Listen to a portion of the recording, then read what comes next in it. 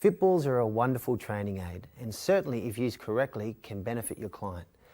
If they're not used correctly, they could be serious reason for harm.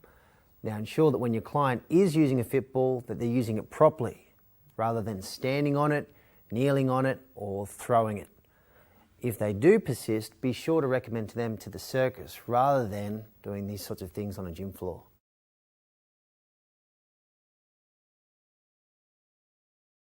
Make sure your clients are using boxing straps when boxing to avoid the risk of potentially jarring their wrist whilst carrying out a boxing activity.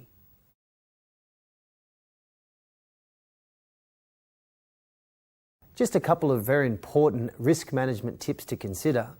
Firstly, any visible electrical cables, make sure that we tape them down. Next, if there is a wet floor, be sure to pop up a sign just to let everybody know. And if there is a machine that has been damaged, to put up a sign and in some cases, depending on the machine, to actually take the machine out of the gym floor environment.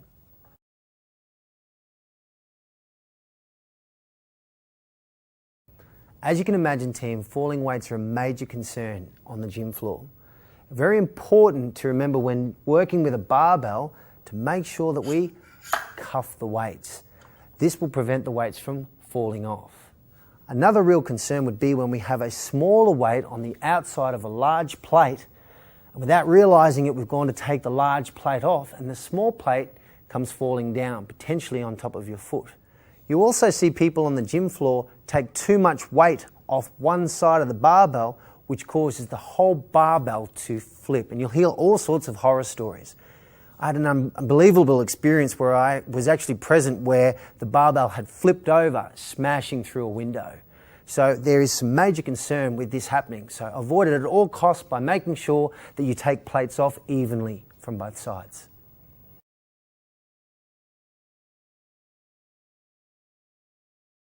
Of course, you'll be filling out a maintenance log regularly throughout the course of the day. This is a recording system used by gyms to aid in the cleanup and adjustment of any equipment.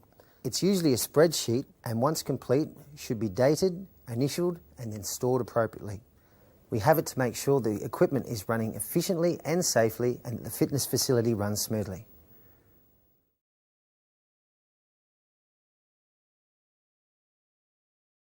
Of course, team, you won't always be training your clients indoors. You may actually choose to train them outside as well. Just a couple of really important points to remember.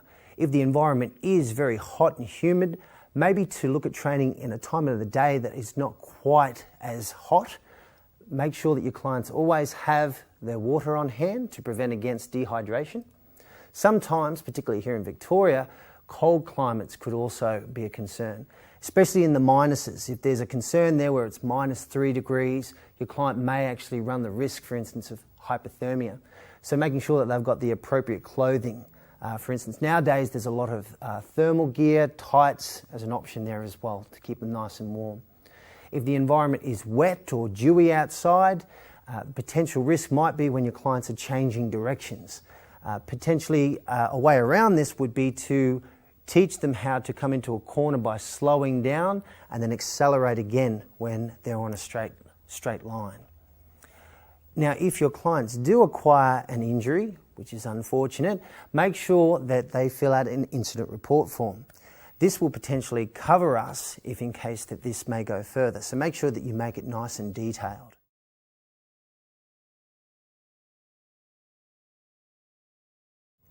The warm-up is an essential part of providing safety to our clients as well.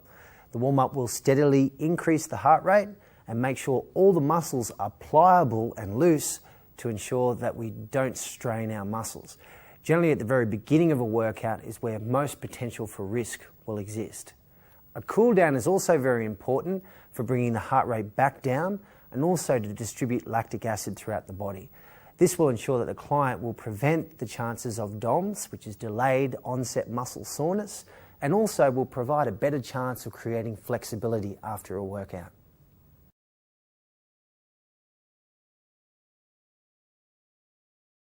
It's very important to keep the first aid kit up to date. Make sure that band-aids and bandages are resupplied and that any ointments aren't expired.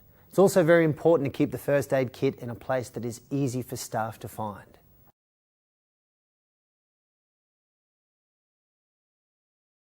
Correct instruction on all electronic devices is important to maintaining safety on the gym floor.